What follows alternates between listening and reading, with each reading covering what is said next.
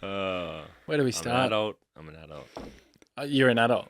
Wait, so you haven't, I've got nothing. yeah, nor should you. Well, What kind of preamble are you gonna? Nothing. I don't have a thing.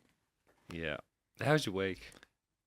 It was so relieving. I had a ball. I had an absolute blast, to be We had honest. a bye, that's right. Yeah. it's good. It's a What'd you win. do? Yeah. What'd you do? I can't remember. Huh?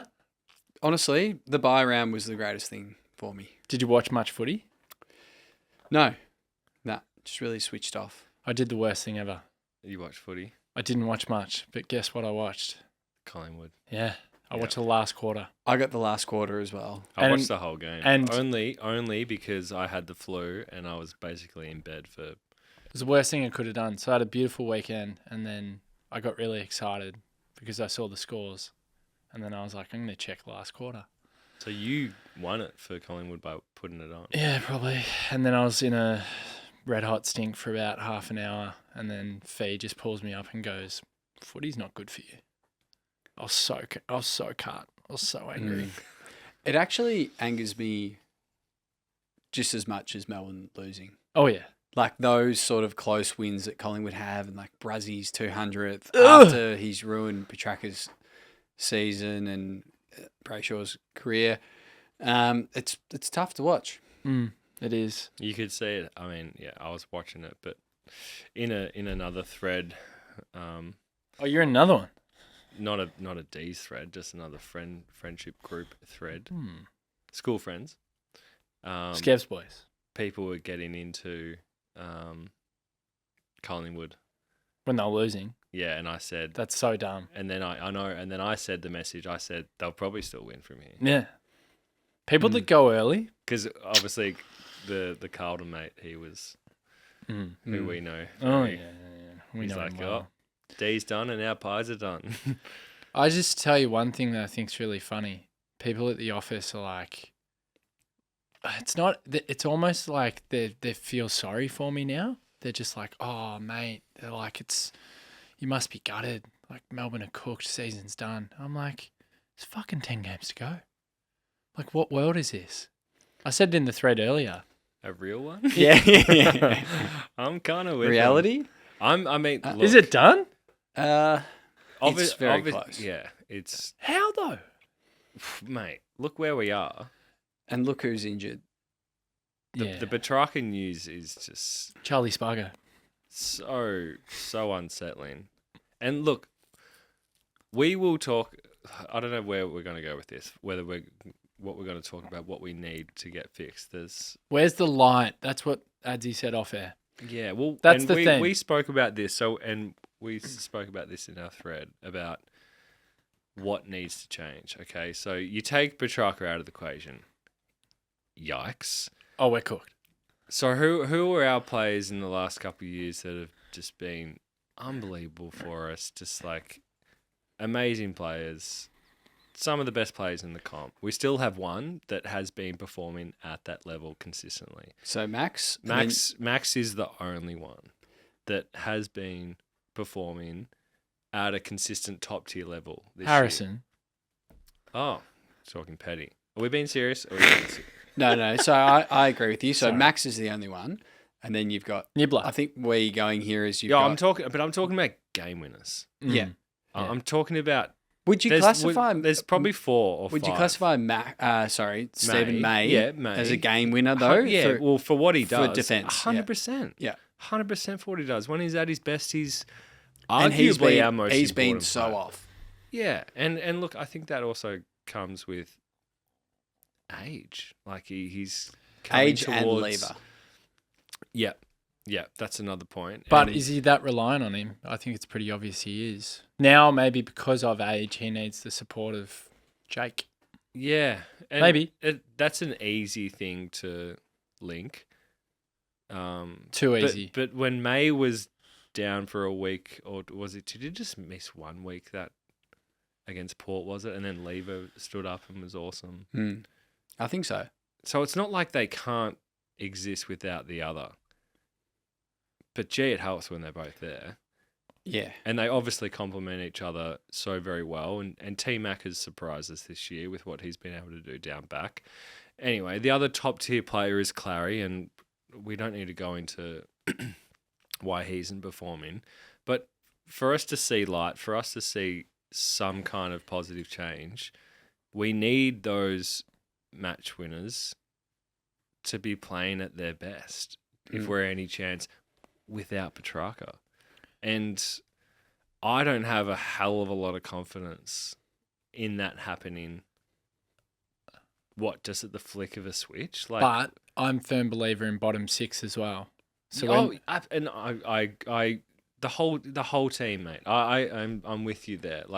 There has to be a massive change of form with so many players. And me and Adzy were talking about the margins and how small they are, and against Collingwood, if we had converted early, the game could have been so different. Yeah. I don't think, it ended up being a 40-point loss. I mean, we're losing to players like Kruger and who's Harvison? Wait, what's his name? Harrison. Yeah. Yeah. Well, is it Harvey Harrison? Harvey Harrison. I was just like, okay. Finlay McRae was doing weird things. Darcy Cameron was kicking him from the boundary. Yeah. It was just like, okay. Yeah. Fine, I'll cop that. But with that being said, Petty has been so consistent. Consistently so shit. And then if his name was Josh Shackey, he would have been dropped 6 games ago. I think it's just like, okay, our backline was our greatest weapon. Yeah. You'd have to say it's close to the midfield, almost on par.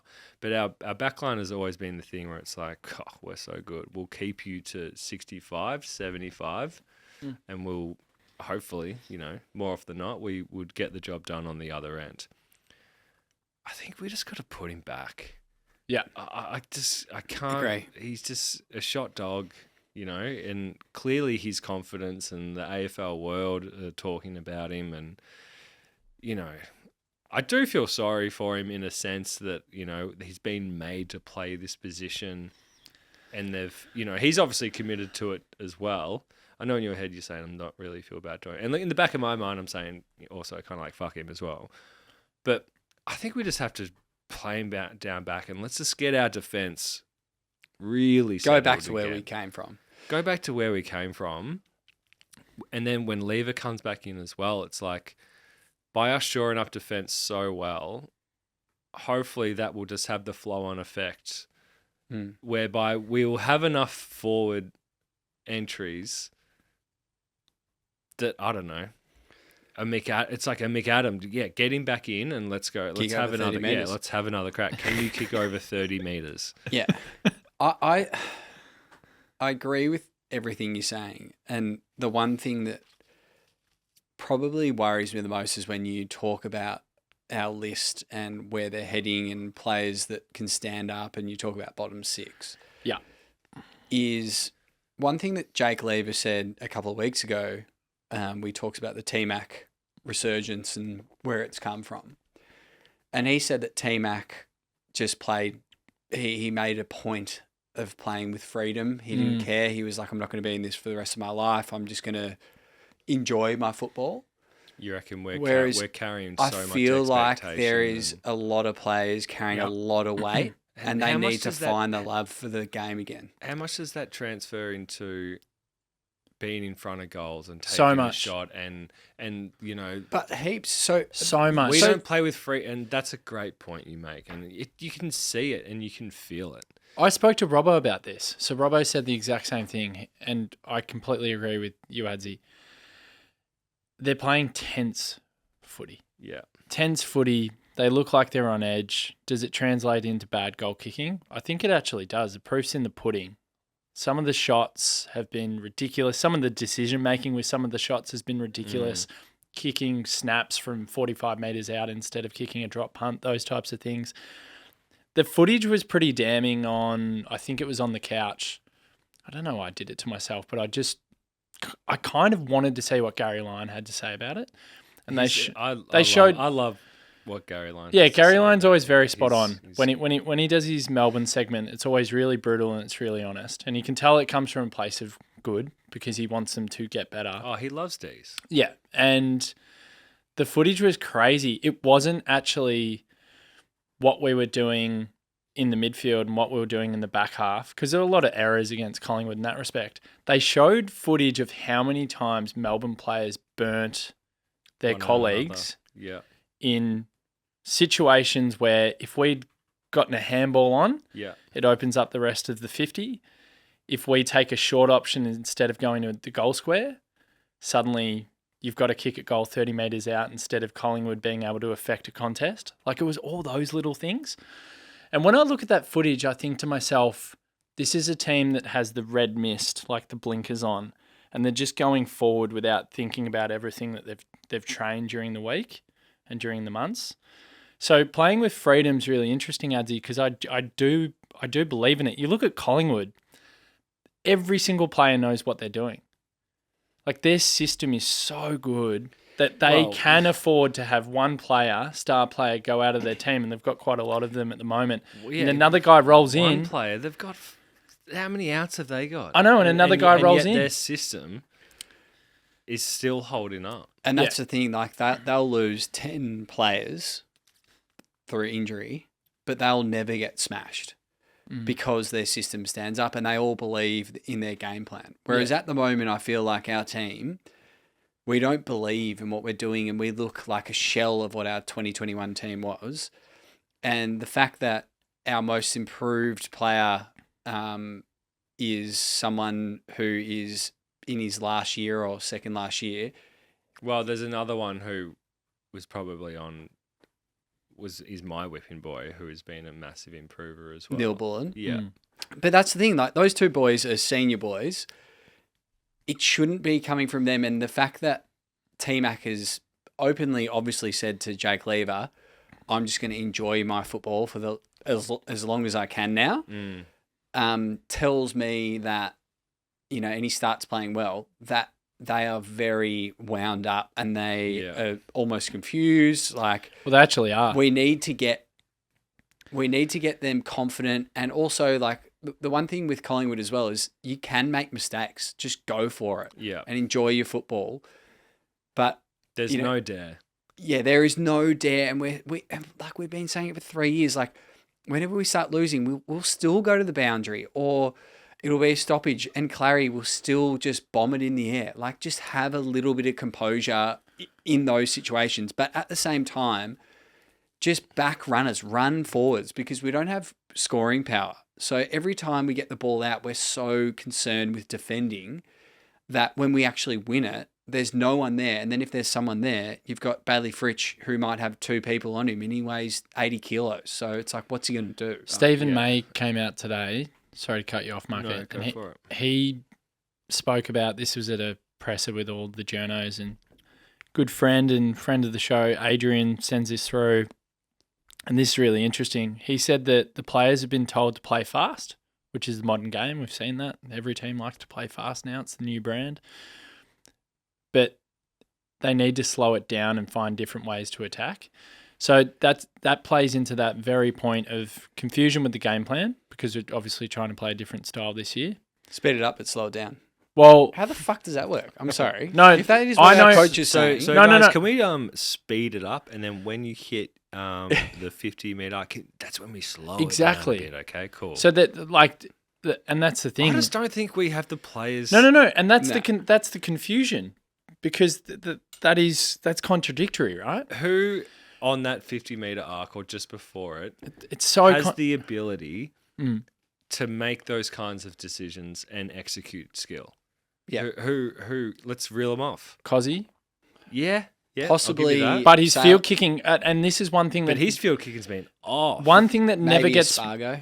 It was Spargo could, but Haven't if we seen him, if we get him you back know. into the team, he's been injured the whole But year. yeah, I agree with that What- as well. Just isolating Cozzy, Adam and Hunter when it's within 15 centimeters for sure. I'll give you that. it hasn't been spoken about. His field kicking and his Kick it grubbers. to McAdam from 15 centimetres out. Yeah, collectively we get what's Yeah, that? big like a set shot, 12-inch ruler. No. It's all right. It's true though, but we could really go for it here. Oh, Um, I'm about to tee up. We could, It's like the thing that I sent before, like, Tom Sparrow, you're meant to be Jack Viney 2.0. You're so far away from the player I thought you were going to be at this point. There are many. Kate Chandler, what are you doing, man? Yeah. You're living off the Started first hot, 10 started games. hot this season. Naughtsie, sorry, before you go we into could really tip. can I ask you a question here? Yeah. And this is something that needs to be answered by whoever is running the club, whatever. Where is this breaking down? So Max Gawn, I think, is a fantastic leader, and he's showing that on field. Max cannot. So do is Jack Viney. any Jack more Viney's than what he out of does. form a little bit, but hopefully he gets back to it.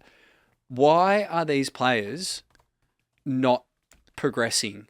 Is it solely Goodwin, or is there something else there that I don't think it's just Goodwin. I'm going to try and take a holistic approach about what happens after you win a flag, and I want to preface by saying, Before you do, yep, this feels very end of season. We finished mate, I'm 11th. almost there. There's 10. I just need it. Say it. Yeah, and keep saying I get it. I'm just going to say it. I and then, take your point. And then you can roll. Yeah. All I'm going to say is I've never, ever before in my whole entire life of watching footy religiously, I've never seen anyone say that a team that is 7-6, your season is cooked and you're done and you're dead and you're buried. I said in the thread, it feels like people are acting as if we're 3-10 and we are gone. Yeah, that's the weird thing. Which Technically, is you're not a fair gone. point. And before Marca goes And then you into from 2021, I just want to say I feel like, and I'll hopefully speak on behalf of most of the Melbourne supporters, that one of the daggers for us, and maybe the final dagger, is Petrarca.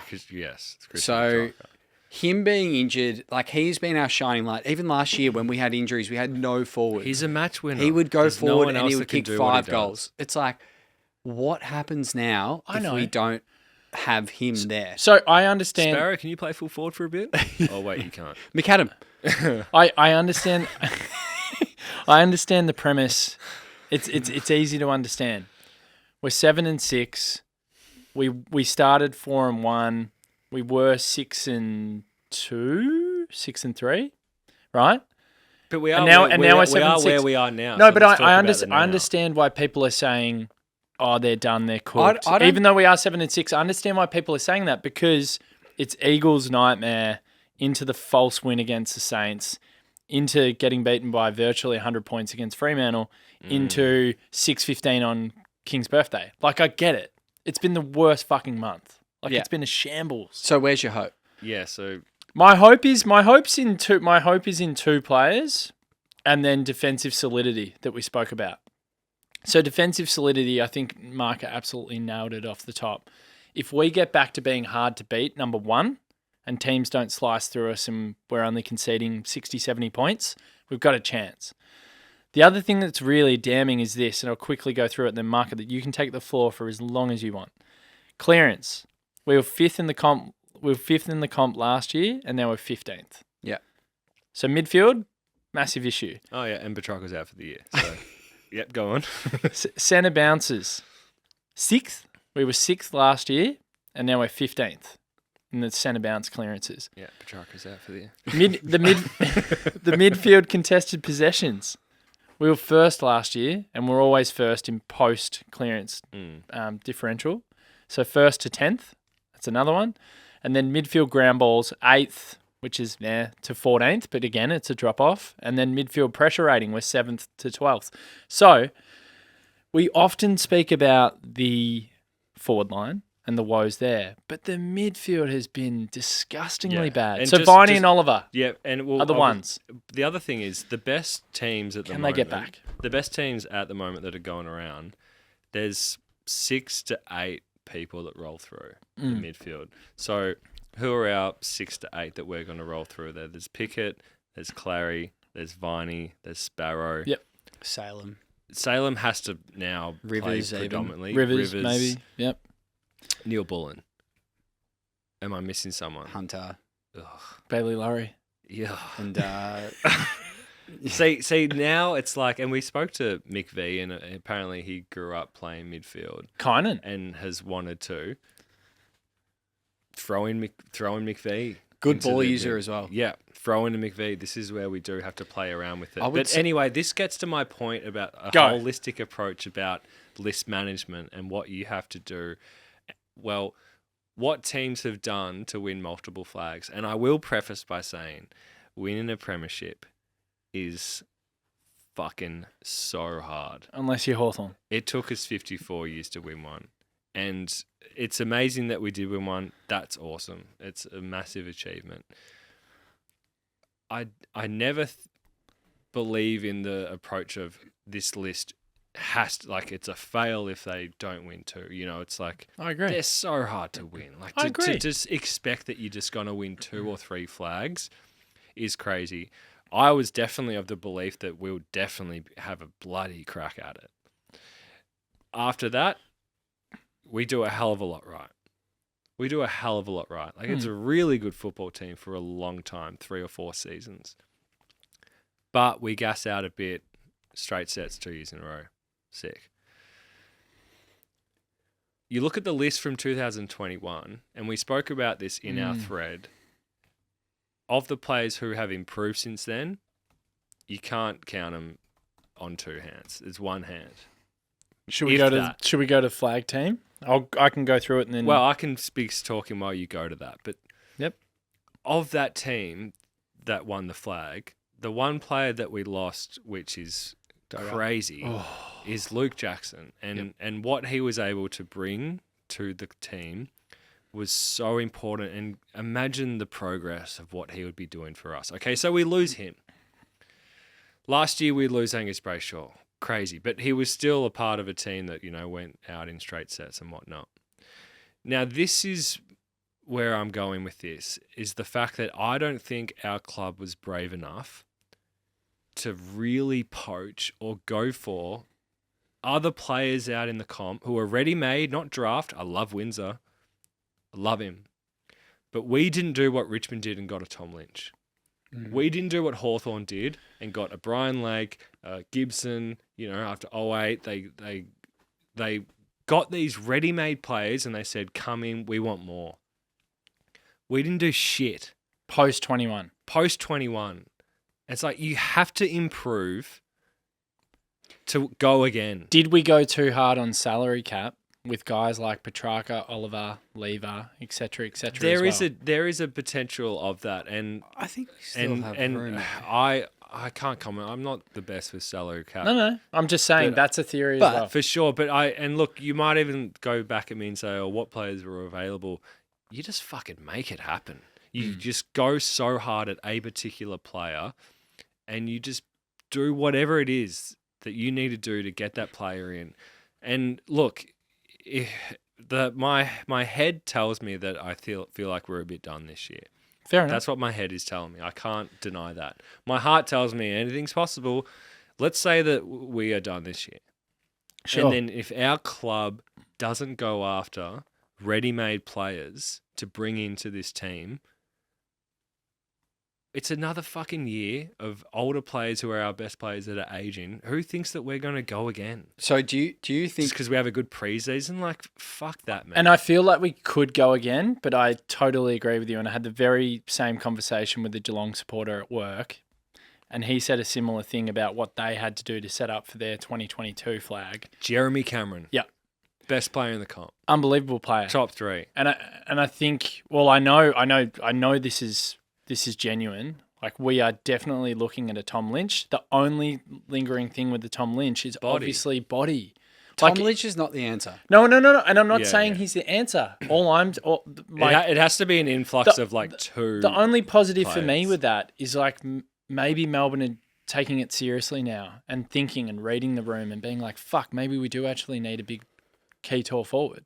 Now, I'm not saying Tom Lynch is the guy. Like, I've got huge question marks on his body, but the at thing least they're is- thinking about it. But also, 80, the thing is, I feel like these decisions should have been made earlier, especially Yeah. after when Luke Jackson went. It should have been, oh shit, we have to go hard at someone. Who do we get? Brody Grundy. Now he's playing for Sydney and he's going awesome. But Cool. but then you also look at not do only we our get? Adam not only Hunter. our forward Cool. line, like Stephen May. Stephen May is not young. No, Like he, and I think you can see the game moves so it quickly. moves quickly, and you need to be, and that's why Chris Scott is such a good coach, and he gets those people in. And I think Geelong is a easy draw card as well. Lots of players like to go there, but we should be throwing any money that we have whilst we're in our window. And I still believe in the next 2 to 3 years, we're still within that window.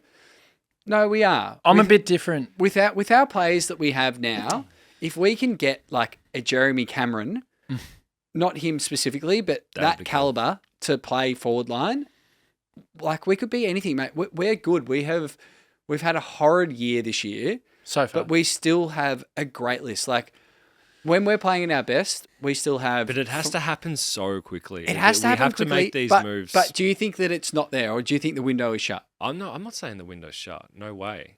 This year, I don't feel confident. This at year, all. I'm with you this year, but Yeah. I'm talking about future. Yeah, and next year, I still have confidence in this list that we could definitely achieve success for sure. But if we're realistic about it, we have to bring in some talent. We have to bring in something. Pay overs, do whatever. Get a Zerha, like you just Breach do the salary cap. something. Stengel. Just do something. Like Well, Stengel's on the market. And it breathes. I've heard murmurs that Yeah. Toby Greene is looking to come back to Victoria.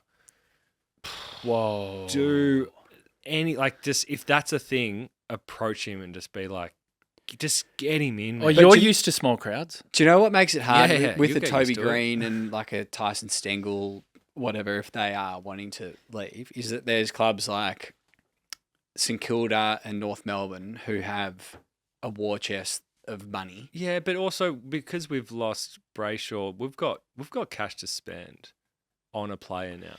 Yeah. You We know, do. that's a big hole in the salary cap. That If you he's were- got. He was on a 6 or 7 year deal. Yeah. If and you were, At what 8? there's other players that'll if probably you're a go big as forward at, let's say, GWS, well. and Melbourne offered you Jesse. 100 more K or 200 more K Jesse. a year extra than what you're on, would you come to Melbourne? Jesse. Well, this is my other point that I was going to make, and this is not something that's going to be fixed within a year, and who bloody knows when it will be. Jesse. But we don't have Princess Park to be like, this is where we train, this is our home. We're working on it. This Gosh's is our paddock. home, this is where we go. No, they bring you down to Gosh's paddock and they go, yeah, that's Punt Road. A million trucks go by there. Might see a everywhere. few You'll be Storm breathing players. in a few fumes. You have to share the facilities with Storm and all that. Yeah, so that's basically the tour of our stadium. Cool. I could take you on the tour. Yeah. It's- we get about 40,000 to the G every week or something. Which is actually pretty good if you stack it up, but we'll save that for another day. I'm with you, Marca. I think we have to be aggressive. If we're passive, we'll get found out again. And we'll just be in no man's land. One thing I just want to back up. I Is thought about we- this as well. I just had to get that out. No, I know. I thought that was really good. I thought that was spot on, and I'm with you. And I think Melbourne have to get fair income and do what Geelong and Sydney and Riley Thilthorpe. Collingwood Just get and someone. Anyone. Man.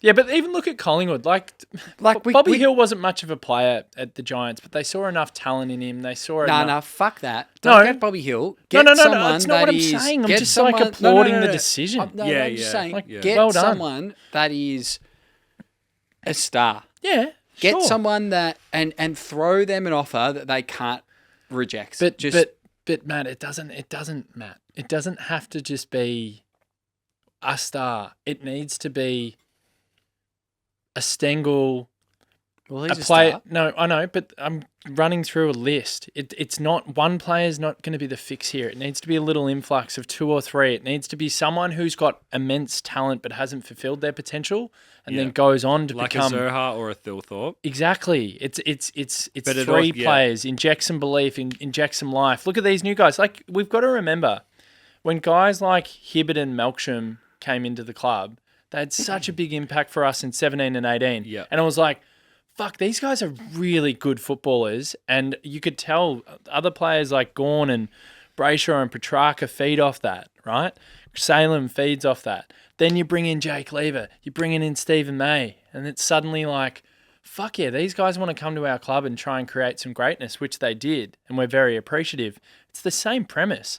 It can't just be one guy. It's got to be like, let's get one star and then let's get two players who've got immense potential, and if they fulfill it at our football club, all those other players playing with them will be, so happy to be a part of it. So it's got to be aggressive. It's got to be Geelong-like in the off-season. If we're fair income, we have to do it that way. Otherwise, it'll be potentially another season of, and I'm with you, like even though I keep saying 10 games to go, you never know. Like the reality is, if someone asked me, where do you think Melbourne are going to finish this year? It's 9 to 12. Can I throw a spanner in? Yeah. Where are you if we win the next 3 games? Flag. Oh yeah, it's flag. Where am I? So we got North, The comp and then we got is- we the- got the Brisbane. comp's so Let's just tight. say It's that. crazy I mean, how it's tight not it is. impossible. Like, let's just say we. Let's go. Let's go just to the other say- world. Yeah, let's- let's. all right. And Alright. before we go to the other world, and I love this, I want to make this point. 2021, 2022, 2023. Like, you can look at 22 and 23 and just look at the finals losses and go, fuck, they gassed it. I don't want to think about those years.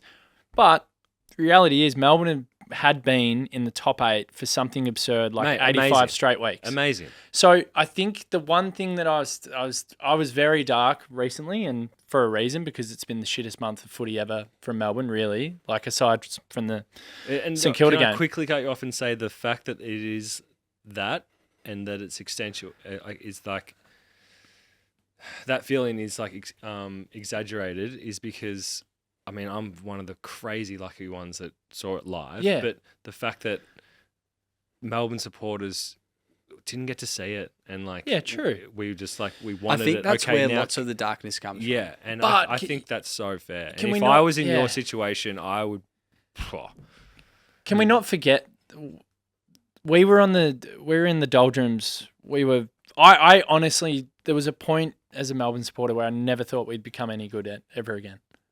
Like, I honestly thought relevance, like that notion of like relevance, North. that moniker was gone. Like, Melbourne, you're gone. I'm never going to support a football club that'll become half decent again. Yeah. The very fact that we've been up there competing, it's very easy to get caught up in, got to win a premiership, got to win a flag, got to Yeah, win a flag. yeah. Now, 2022, admittedly, I wasn't really like that because I was like, fuck it, the window's still open, and you're living off 21. Last year at the back end of the year, when we won 7 of 8 at the end of the season to get into finals, I don't think I enjoyed any of it. So the very fact that you're winning games from week to week, famous victories on the road, beating your rivals, and you can't enjoy it because you're so fixated on winning a flag and the ultimate glory. Sometimes we forget as supporters that the journey itself and those individual wins and what you're doing, that's what it's all about. Like, you've That got to has relish them. permeated throughout the team 100% as well. Like We haven't. I don't think I've enjoyed. that tense kind of. I don't think I've like, enjoyed it enough. That tense. Yeah, I 100% agree with you. And I I'm feel like, next. that- It's like, why am I doing next when back in the day we'd win 2, 3, 4 games a season? Yeah. Like, I think taking a step back and just realizing and appreciating, like, this team has been incredibly consistent, and this is the very first time that we've ever been in this position in the last 3.5 years. It's the first ever time. So that was another little thing that dawned on me, that like, it's so easy to get caught up in the chasing the flag, chasing the dream. Like, as a Liverpool supporter, I've done a better job to enjoy when they win games on the road. And it's different because every team's got their own stadium, so it's maybe a little bit more heightened. I just feel like there are times supporting this football club in the last 12 months where I just haven't reminded myself of, like, it was so dark. And suddenly you're just like, you've got a streak going against Hawthorn, who previously had a 13 winning game streak against you. Suddenly you're like beating St Kilda, had a fucking 21 game winning streak against us. North had like North. Suddenly you're creating streaks against teams. You're putting Essendon away, who I loathe. You're putting all these teams away. You're pulling the pants down of Carlton for many years there before they've come good just recently. And it's like, am I not enjoying this enough? And I don't think I have. I don't think we did. Because we're chasing. I agree with you. We're just chasing. And also, We're chasing the we'll dragon. always be chasing as Melbourne supporters because of the fact that we didn't see it on the G. If we won the premiership on the G, it changes everything. We're not talking about this, are we? So, like, I understand what you're saying, but I can also understand the Melbourne supporters' frustrations in the fact that we've come out of the longest lockdown in the world. Our team's won a flag, that's great. But then we go to the G 4 times for finals as favourites for all of them and lose every single final. And then we rock up this year and we turn into the team like we see today. We lose by 90 points. Yeah. We lose to West Coast. It's just, it is hard to take because at the time when we won the 2021 flag, I thought, probably along with lots of Melbourne supporters, that we were going to win at least one more, maybe 2 more. Like, we won the premiership by over 70 points. Like, we looked unbelievable. Yeah.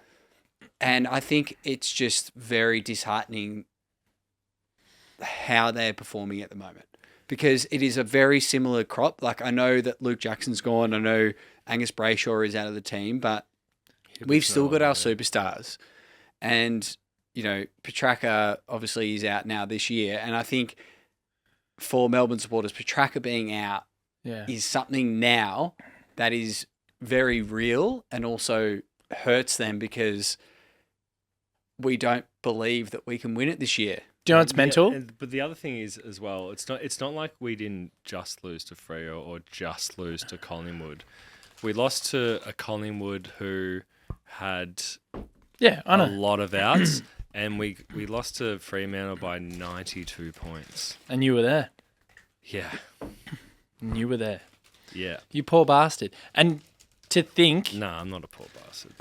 No, well, what I was going to say, Marco, was it's mental that I think it was 5 weeks ago we beat Geelong and they were undefeated. I was so happy.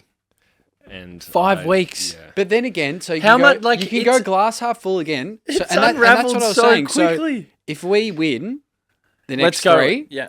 if we win the next 3. Yeah, so, let's try. So let's try and turn this. So let's say, into firstly, what I we've been. know what I'm like. If we smash North, Just beat I'll them. be like, okay, there's a bit of a glimmer there. If we then go to Brisbane, which is unlikely at the moment, we would think Brisbane would, you know, beat us. Destroy us. But if we somehow did beat them, or even got like, you know, it was a game. If like, Lever plays, we're a chance. we were close, and then we play West Coast on the G the week after Just and have to beat wood them. over us. There is Just buy in. there is Okay. there is always the chance. Wait, in my who head, do we play after? West Coast. West Coast on the G. Harley Reid's So back. it's like if We're we, fucked. I don't know, if we win, I think if we He's first I'll trying say, so hard to turn us, and we're Yeah. like, yeah, if Reds we are- lose this week, just see you later. Oh, mate, if we lose this week, Yeah, if we lose this week, it's dust gone. off the but hands. And if we win, Is which, it go to which- the race? which we should, we're holding on. We're really holding on, and then we'll go to Brisbane with everything to play for. So if we, I've done the ladder predictor for that game if we get up this way. the other it's annoying to, thing it's is to that play they to get have- into the they 8 have after the everything- end of the round. It's like they have everything to play for as well, which is crazy. yeah, But and look, ladder is a fitting word for this as well because it is still so tight. It is still so open. Like from what is it, 4th down to 10th or something. I would argue It's like- second. Yeah, like the 2nd to 11th. can I point, be a it's little bit crazy. stupid here? Go. go. B is so dumb. Yeah, I'm gonna be Be the dumbest. I'm gonna be the dumbest I've ever been. But That's hard because you've been very dumb. I've been at very football. dumb. Yeah, we've all been very dumb. But many times. do you think there is any possible way Oh, he's doing it. that I know what he's Petrarca being out could Oh, Clary, remember? flare up our team somehow? Like maybe we were too Petrarca focused. Maybe some that's other the dumbest players thing I've ever that heard we're in done. We're done. Podcast's over. I love that thought, and I love the positive take you're trying to angle with this. And yeah, maybe. No, there Yeah. is no way. Do you know what? yeah, I'm calling duh. it. I'm calling it. What? I reckon We're Do you- better off do you- without him. No. I'm just saying. I reckon in the No next. world. I reckon we'll beat North. Yeah. and we'll beat Brisbane. Yeah. And we'll be sitting here in a couple of weeks Before Eagles. before the Eagles. Before I have my second and we'll be kid. talking about Shitting myself. a couple of players that have stepped up Well, with that's Petrarca. And who? well Has to be Clayton. That's the flow-on effect Has to be. that has to happen. And yes, he's the most obvious one that we're like. They almost just be looking around in the club rooms when they heard that news. That just everyone should just be turning to Clary and just go, "All right, your turn. All right, we supported you. We've got our arms around you, and we still will. We love you, and you're a gun. But mate, it's time to really step up." Yeah. And Viney will be in the corner being like, "It's my time. It's my time. It's my time." It's like, and look, Viney in the past when we've really needed him to step up when someone's been out. He has been the guy that has. You're right. And I will back in Viney. But And who stood up when Clary was out last year? Viney. Yep. But also... And so I have faith that Spot on. Viney will step up. So do I. I don't have faith in Oliver to step up. Well, Fair. when Track went off against... That could be against a stiff thing, but from what I've seen this year, I don't know how I Clary can think picked any up his differently. game massively when Track went off against the Pies. Massively. Ooh, maybe you're onto something. So, possibly. I think there is, as I said, I'm not saying it's going to happen, but there is, as a supporter, you want that glimmer of hope. The only thing I'll say about That's all that, we've got, baby. Yeah. and I think this is valid, not saying we're better off with Petrarca, that's obvious, because he's an absolute freak and Oh, we love him dearly. But No, yeah, he's the safe. But yeah, he's overrated. But the very idea that one of your star players goes out of the team, and any team at any level, if you've played any competitive sport, Who's going to be your star now? but they've all got a bit of ego, and you have to have a bit of ego to play AFL, I'd imagine. Duh.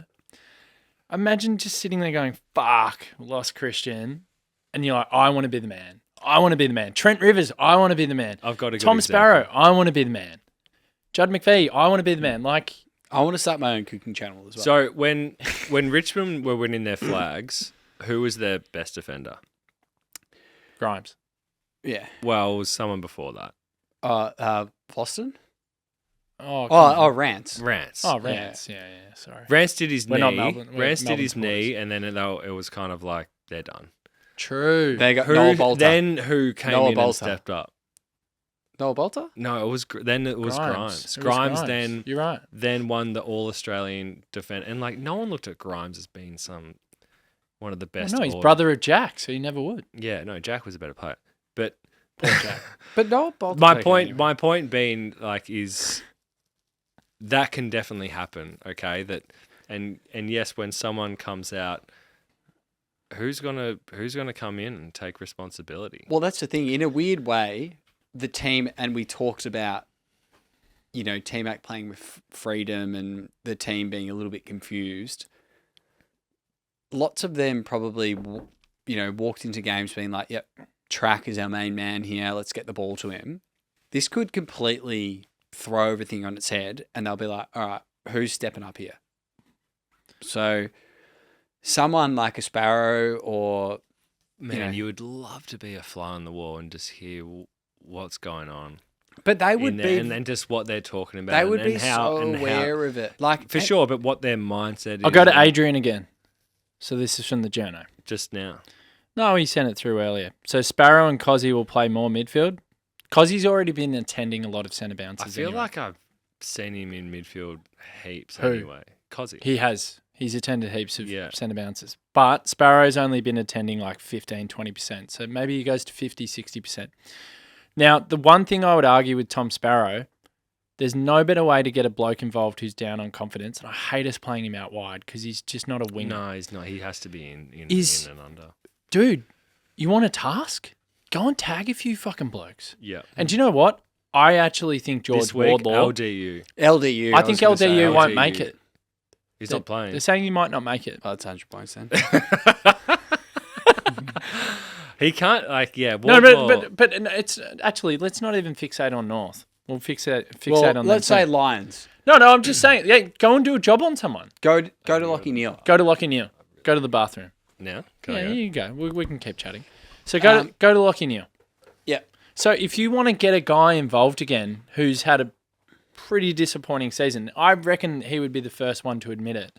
I've been a little bit annoyed with the coaching staff because I think he's perhaps a little bit confused about his role. Like, it doesn't help when you're playing out in the wing and then suddenly you're a high half forward, then you're back to the wing and then you're getting midfield minutes for like 15, 20% of the game and then you're back out wide. It's like, that's not good for a player. Make him a tagger.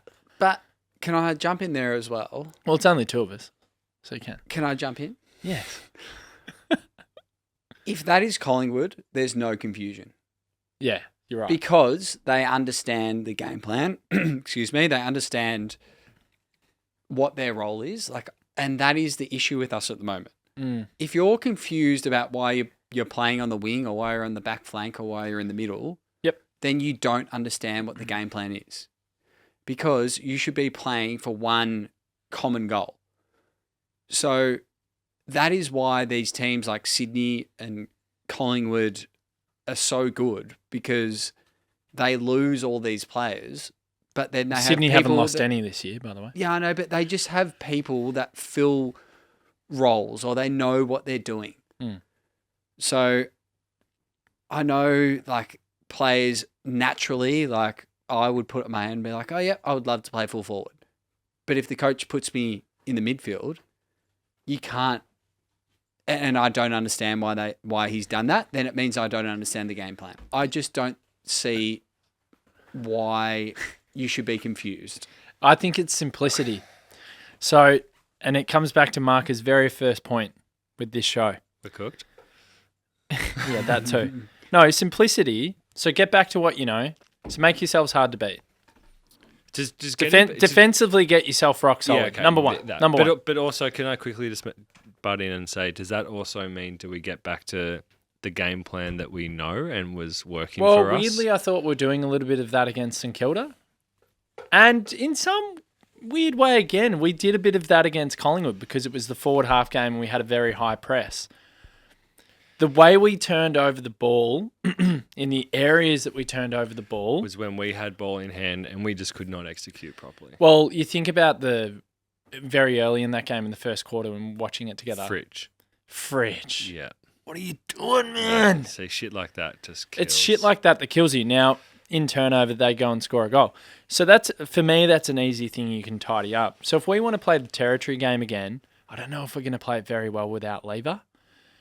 So, well, if Petty goes back, then maybe. But I just worry about our leg speed in transition, and I always have. But if that's the game we're going to play, just don't fucking turn it over in the dumbest areas. And the dumbest area to turn the ball over is at half forward.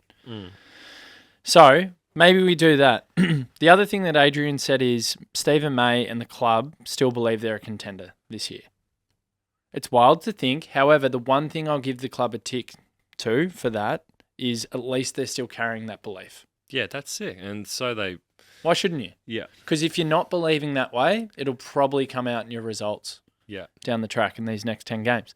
The other thing is he said they're not selfish at all. They care way too much. That's a bit of a common line. Some people would just say that's spin, whatever. I don't buy into it. I've never bought into the fact that they don't care or like. Of course they fucking care. Yeah, I think that's it's their job. I don't know. I've never. Yeah, I know. It's just execution.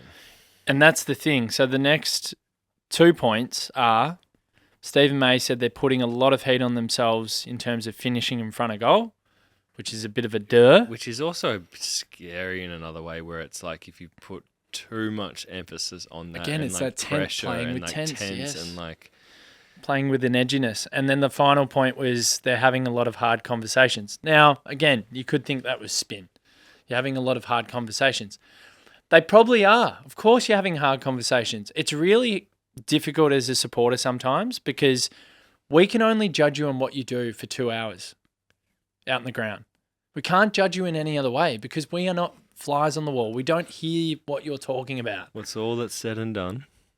Exactly. So channel a bit of Neil and just do the business out there. I definitely think we're suffering from a mental vulnerability in front of goal. Like on the big stage at the G, we've kicked some pretty horrific scores.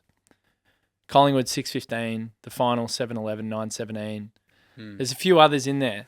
Like, I reckon the other finals from 2022, I don't have them in my brain, but I can't imagine we were accurate in that game. I think we kicked 3-5 or 3-6 in the first quarter against Brisbane of that semi-final.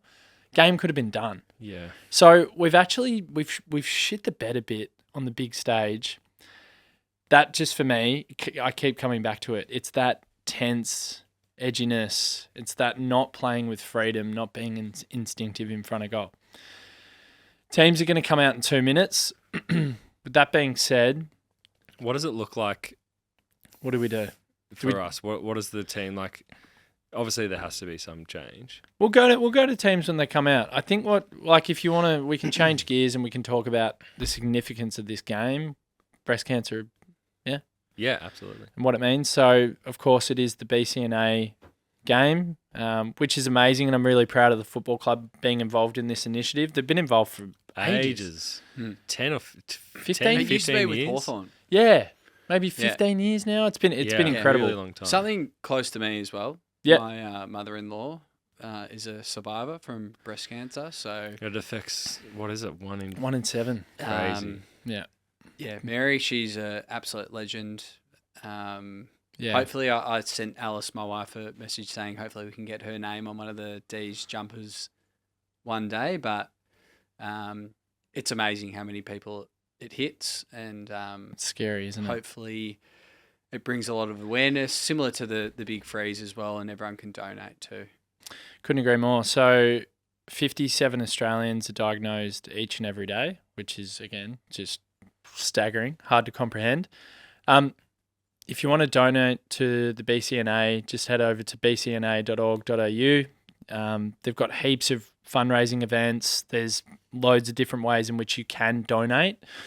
They've also got an assistance line. I had an amazing chat to Chase, who helps out with the DeeBrief socials and does some great work clipping up some of the video clips that you see out there on the DeeBrief channels. His mum's a survivor, so we had a beautiful chat just yesterday, and I'm going to play the 15 minutes of myself and Chase at the end of this podcast, just talking about what he had to go through. He was only 10 at the time when his mum got diagnosed. Thankfully, she came out the other end, puts it all into perspective. So very brave of him to chat about that. And yeah, I honestly just can't imagine ever having to go through something like that at such a young age. So I thank Chase for that, and we'll play that at the end. But if you're one of those people that need some assistance, or you need someone to talk to about this very thing, and you are affected, then just make sure that you call this number, 1800 679 519. Yeah, it's awesome. I mean, I run out of superlatives when it comes to this football club and some of the initiatives. Like, it's fucking annoying and frustrating, and we're not enjoying our footy at the moment for obvious reasons. But fight M&D. There's more important things. Yeah, exactly. BCNA this game, and then also what we're doing with the Indigenous communities as well up there in Alice Springs at what is a really trying time for that community. It's easy to get wound up in results and the media coming for us, and Melbourne's window, is it shutting? And we've had this horrible month. But at the end of the day, when you strip it back, our club's doing some really great things. And I think we need to appreciate that and hero that as well. But yeah, it's a beautiful game. And hopefully the boys can rise to the occasion, because, I mean, we switch gears and we talk about North. If they don't, What's the Fuck weather off. doing? Yeah, if they don't, it's going to be a really dire time. Okay, it's not raining, so So we'll see. it's a loss. nah, I think it's pretty clear. Well, we don't need rain, so we'll see. We'll get the teams up. Get the teams up, yeah. You look so checked out. Get on mic. Get in. Get in and get on I'm mic. just You're going through the a little bit motions. defeated again. Yeah, well, don't be. Oh, here we go. There's some changes. Oh! I love one of these changes. Colt? Colt. Yeah. Colts in. Yeah. Huge. So, Adam Tomlinson, Colton Tholstrup, Kynan Brown, who we knew about. So excited about seeing him play as well. Christian Petrarca out. Jack Billings and Bailey Laurie both omitted. Yes, see ya. Who do we talk about first? The Colt? I think Brown. Kynan. Yeah. Sorry, you're right. He Doggy's looked boy. pretty handy from what I saw in the preseason games. Yeah. I think Well, we talk about dare and that sort of thing. He definitely had that in spades in those games and Yeah. had a step on him, taken the game on and had a bit of pep about him, which is the exact kind of thing we need in the team at the moment. Yeah. And I think lots of Melbourne supporters are just wanting some changes now, just to play some youth, see what they do. So who knows? Like, he could be a start. He could come in and be in for the rest of the year like a Jake Bowie. So what does the team look like? So Thompson, obviously, defence. We'll go to that, but hang on. Do you say this is where I get a little bit confused with people that say play the kids, play the kids? Isn't playing the kids when Q's in the rack and your season's gone, or No. are you saying play the kids to re-energize everyone? Re-energise. I think there's that, and it's also play them if they're performing. I mean, you don't know what you've got unless you play them. So you can keep playing Petty full forward, or you can bring in, obviously Kynan Brown's not going to play full forward, but like bring in some young kids and see how they go. And this has happened through Petrarca being injured. And if Brown plays well, then who knows? Maybe next week bring in Seston, see how he goes. Like, just mix it around a little bit. Like, if you look at the best teams, they do that quite a lot. They can re-energize you. Like you talked about not knowing the name of that bloke, Harvey Harrison. But then he kicks that goal and they just get around. Exactly. It's just like, how good's this? Colt kicks Kruger's one. back in the team. Kynan kicks one. Has Colt yeah. kicked a goal yet? No. No. And I feel sorry for him. Because he played that Brisbane game. Oh, no, I reckon it's Colt could pitiful. go off this week. Colt? Yeah, I'm feeling it. I love it. I mean, I agree with you. I think looking at his form at Casey, I think he had 10 clearances. I reckon we're going to be up and about. Are you feeling it now? I'm back. So does T-Mac play on Larky? I was watching Larky against Collingwood. That guy works so hard. You'd still put May on him, wouldn't you? I'm worried about May. Closing speed at the moment. I think it's like Tomlinson. You go to Zohar. McDonald. Or does Tomo you go on I Larky? think Tomo goes to Larky, and then it's like May. You free up May a bit more Okay. Yeah. Okay. He's a seriously good player, Lucky. because, mate, he's unbelievable. How good's Wardlaw, though? Yeah. Wow. Yeah. But in saying that, our midfield should be better than theirs. Of course. So if you're Jack Viney and you're lining up against Wardlaw and LDU, and same as Clary, you'd be thinking I'm better than you. So hopefully they show that. They should. I've been really impressed with Paul Curtis. Yeah, up forward. I think he's a player. LDU has been named, so I'm hoping he misses because he's a hell of a player when he gets going. Dylan Stevens is in. Jai Simpkins is in as well for them, which is big. He's their skipper, isn't he? Yeah, he and Luke McDonald. He's good as well. He's handy. Luke McDonald, I forget he's an actual footballer. I think he Yeah. might be the whipping boy for them. Yeah, Luke McDonald. He's hated. He's their skipper. Yeah, but he's their whipping boy. I work from with a couple of mates that I have that Oh. go for North. That's I harsh. Not a work with a fan. couple of North fans, and they despise They don't Luke like him. McDonald. Oh, Yeah. that's not nice. When he's your skipper. Yeah. Wow. Okay. So he'll dominate. So it's a bit Yeah. of a it's a bit of a Tom Ready to Jonas get Luke situation. McDonald, which is good. I think, like looking at North last week, they played with ultimate freedom for 3/4. Hmm. It's a free hit for them every single week. That's the dangerous thing. Like we're obviously just trying to reignite our season, and we come up against a Raw team that are expected. I think it's not more to win. fucked for us, honestly. Like, I know they've just lost very close to Collingwood, but I think the consequences are bigger for us if we lose this game. Of course.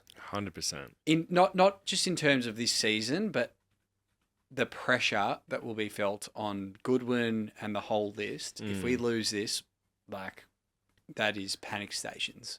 It's a must-win game. The media will have a frenzy if we lose. Yeah. They'll feast. I'll have a frenzy. Oh yeah. Oh, we won't be here next week. No. Perish the thought. Absolutely not. What are we thinking, Predicos? Should we go there? Oh, yeah. I'll kick it off. I 'cause thought we got I've stopped doing my big ones just because we're shit now. I thought we got really upbeat. I feel we like we've did. deflated ourselves. I still think. I mean, that was expected. I still think that we're going to win, and we have a glimmer of hope there. And you know what? The funny thing is this is probably the year we'll actually win a final. We'll finish 8th and then win one final or something. That would be crazy. But- How much would you take that right now? I'd love it. Yeah. How much would you take 8th win final? Oh, Anything. I would treat it I'd- like flag. the sad thing is, it could be against like a bloody Port in Adelaide. We'd be there. Yeah. Oh, and we'll go.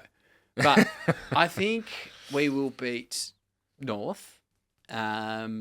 And just because it's on the G as well, I think we should be able to beat them relatively convincingly. I'll say 40 points. Okay. Why are you going conservative all of a sudden? Because the outrageous scores didn't do me any favours, basically. So, What was the margin against Collingwood again? It was only a few goals. yeah, I've been conservative for the past few weeks. I don't think it's working. I think you need to go Well, back. let's wait and see. Okay. When we win 3 in a row, I'll go back. All right. Just do whatever feels natural. I just to don't you. feel like they deserve it at the moment. Like, Fair enough. when Yeah. I started going big, it was when, in the last couple of years or few years, when we were legitimately fucked. Yeah. Whereas now, I don't believe in us at the moment. Yeah. Simple as that. Colt, how many does he kick? 1. How many touches does Kine and Brown have? One. Dave. No. I reckon Kiner will kick 2 Whoa. Huge. Love Yeah. that. and he'll have 12 touches. Love it. Will he play high half forward? Probably. High half forward, maybe forward pocket.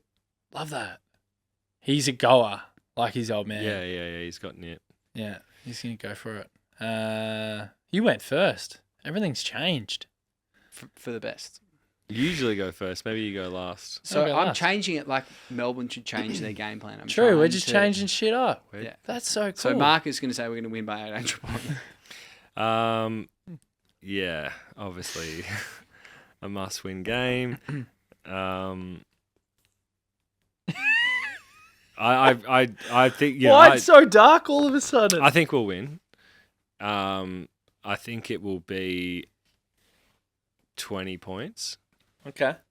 I'm going to back in Viney to really step up. Like, he'll be our bog Colt. because I feel like Cherry, sorry. Yeah, Zeri. Hayes- Let's Zeri. it's Zeri. No, it's Cherry. Anyway, the guy who plays for them with the last name that starts with X, I feel like he's a really good player. And He is. I love Gawn, but I don't think he'll, be the guy. I think Viney. Yep. Colt? And then like the surprise, Colt. I reckon. No, you're feeling Colt more so. I feel like you have to go Colt. I'm gonna go Windsor. He's gonna play a really big role, and he'll kick one, and he'll just. He he'll be needed a really- rest. He'll be really good on the wing for us at the G. He needed a rest. He actually played well against Collingwood. Yeah, Like it. he's been great for us this year. I Like love it. him. I love him. So, what margin 20. would make you feel light again? I don't care. A win. If we won, would you be light? I'll just be like, tick, move on to Brisbane.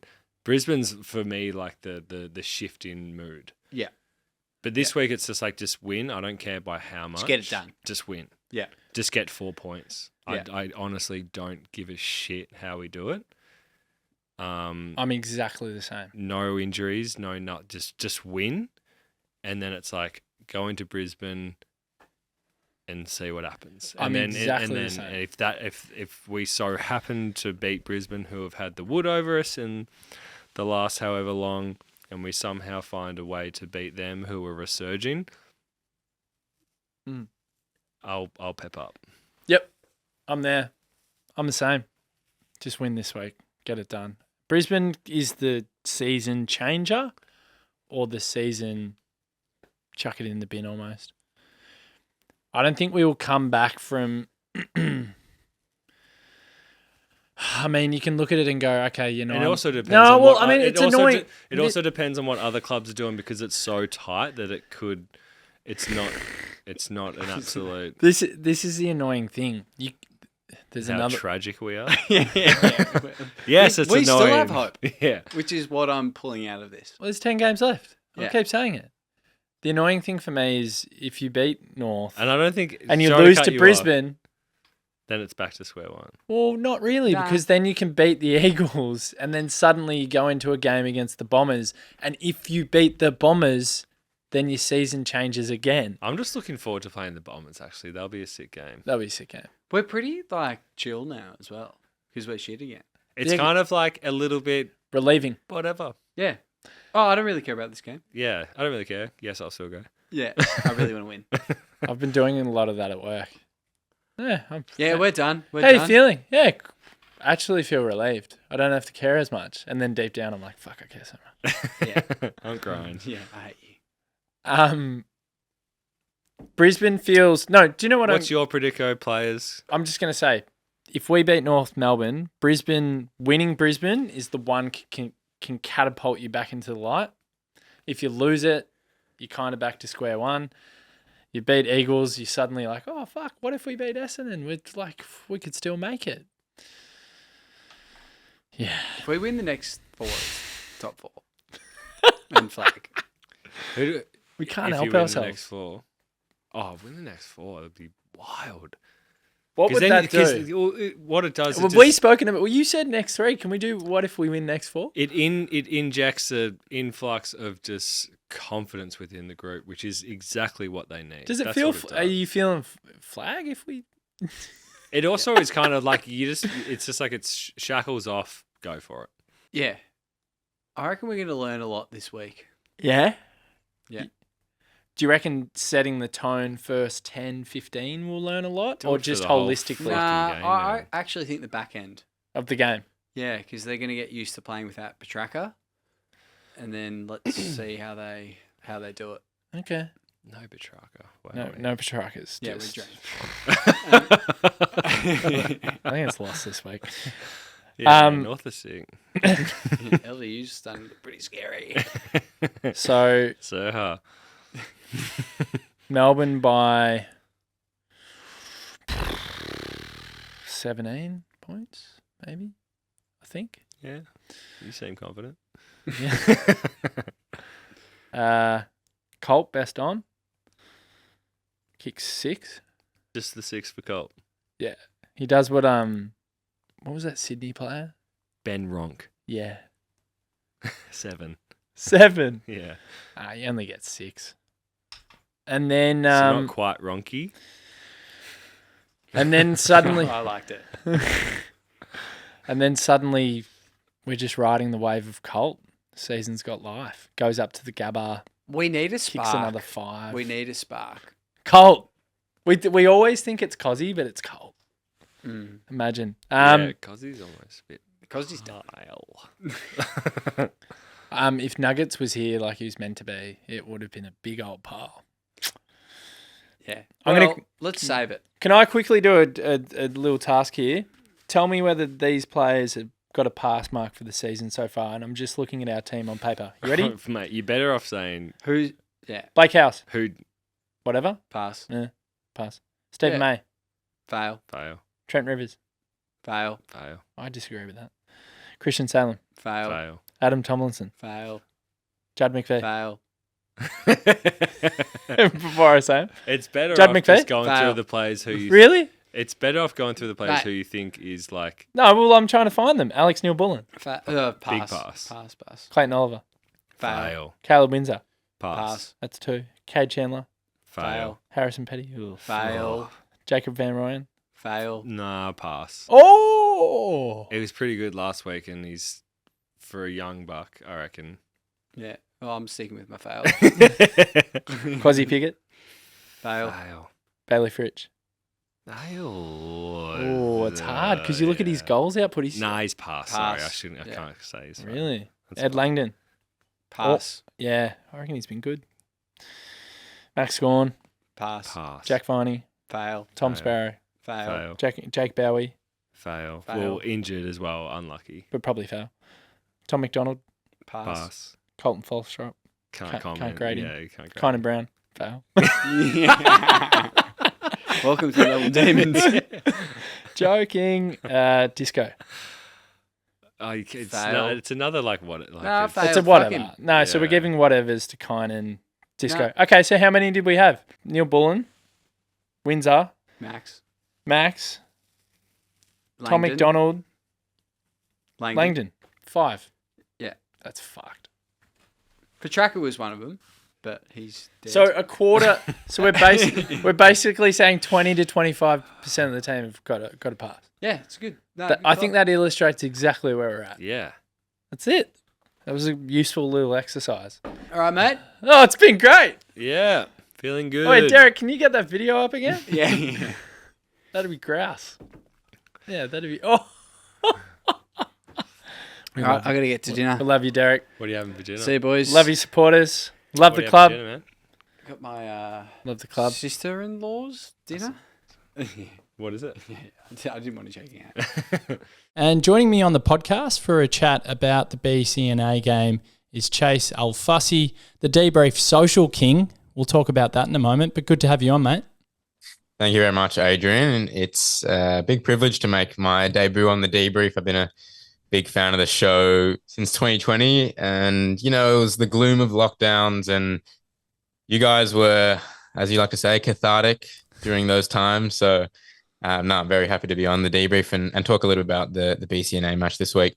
Well, mate, just quickly, before we do speak about it, you are doing a wonderful job assisting me with the DeeBrief and making my life a lot easier, running the social channels, all the graphics. So everything that everyone sees aesthetically from a static graphic point of view looks just absolutely amazing. And then, of course, those brilliant little reels that have been doing the rounds as well, mate. So you're a very talented individual. Certainly a big future in front of you, but I really do appreciate your help this year and last year. And I hope you're learning a little bit off me. Yeah, you're more than welcome. I didn't really picture myself as doing graphics or anything, but a couple of years ago, I looked at the DeeBrief and I was a big fan. As I said, I was like, I reckon we can do a bit better on the socials and we can make it a little bit more aesthetic. So just thought I'd help out. You thought they were shit, yeah. And I agree. They were pretty shit. And you've tidied that up for us, mate. So you're doing a cracking job. Now, mate, the Breast Cancer Network Australia mentioned it off the top. What a great cause. And it's awesome, again, to see the football club with all of their different initiatives throughout the week. We saw the players even today wearing the names of 43 Australians that were impacted by breast cancer. And they're going to display those names in their warm-up tees, I believe, in the lead up to the game against North Melbourne. So, again, it's awesome to see, and you've got a bit of a story to tell us. Yeah, I mean, I know us Melbourne supporters aren't the proudest supporters at the moment, but I am really proud that the Melbourne Football Club get around the BCNA initiative and, supporting those diagnosed with breast cancer. It's a cause close to my family, but it's just an amazing foundation, and it's a really important cause, full stop. So to put it into context, both my mum and also my auntie are breast cancer survivors. And I guess I'm somewhat lucky to say that. My mum says that she's one of the unlucky ones. And I can tell you some statistics that 1 in 7 people will be diagnosed with breast cancer in their life. 57 Australians today will be told that they have breast cancer. And while it's super important to be aware of those statistics and understand the prominence of breast cancer, I really just want to, share with you my story and the real effect it has on those diagnosed and also their families. So I was 10 years old when my mum told me that she had breast cancer. I also got 3 sisters. So one's older, she was 11. I have 2 younger sisters that were 3 and 4 years old, respectively. So you can imagine young kids being told that their mum has breast cancer. You hear the word cancer and you automatically think the worst. So it was a very distressing time for me and my sisters. But looking back on it now, for my mum to have to tell her 4 young kids that she has cancer, that's just one of the hardest things you can do. You've put your kids first your whole life, and then all of a sudden you actually have to take a step back and look after yourselves. We're all at different schools as well, single mum. So, having a good support network is just crucial. And I was lucky that I did have a really good support network. I had extended family, friends, and the community that got around me. But unfortunately, that's not the case for everyone. And that's why the BCNA Foundation is so important and so great, that it caters to a variety of people who are diagnosed, because breast cancer doesn't discriminate. Everyone is vulnerable. Unfortunately, every family is vulnerable. So that's what's so good about the foundation, is that it caters to everyone's individual needs and, helps connect people, tell their stories. They run a bunch of events, including this week's match against North Melbourne, East of the Field of Women, which was just incredible, with the Pink Lady. So, yeah, I'm just really proud to be a Melbourne supporter and, support a team that gets around these foundations. And we had the big freeze a couple of weeks ago as well.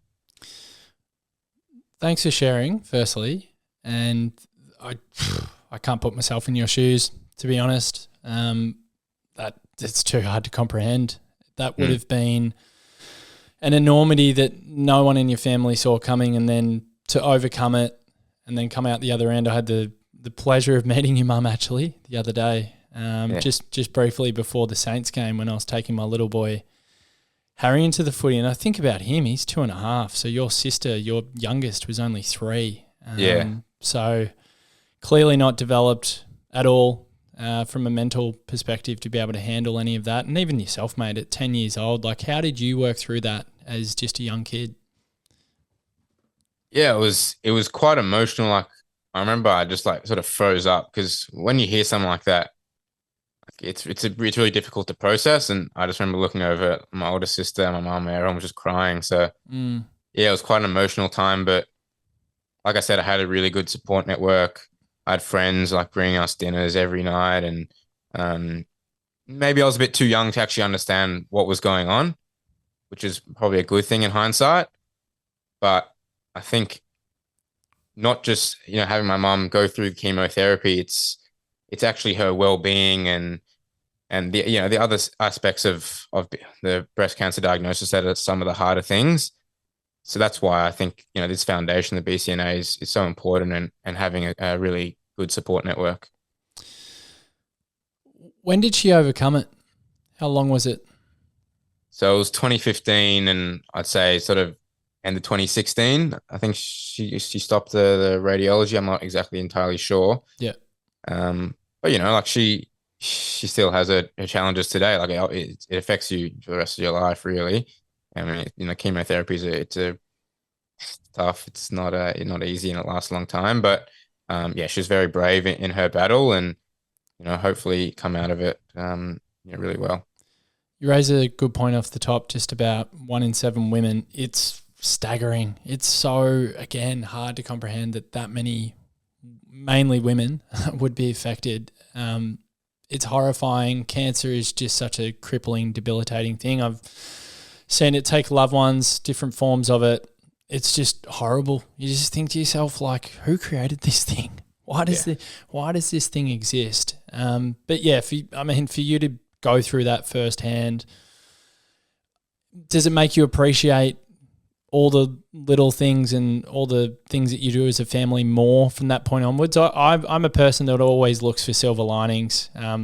We've had an interesting situation, and a horrible situation actually happening at the moment with our family. I won't disclose, but I think, I often like to point at, okay, if this is a grave situation at the time, what can you actually extract from it moving forward? And I think the biggest thing for me, and you get a little bit wiser as you get older, no doubt, and I was a stupid 20-something, whatever, and you're far more impressive than I am at the same age, but I've learned some harsh lessons. But one of the beautiful things that I've learned in trying times, particularly when someone has a condition or a disease, is it makes you appreciate all those little things so much more in the future. That's what I'm trying to do all the time ever since I had my little boy, is like, you never know. There might be a phone call one day that shocks you, and you've just got to live in the moment. One of the things I do at the moment is just put the phone away when I'm at the park with my little boy and just be absorbed, just be in his world.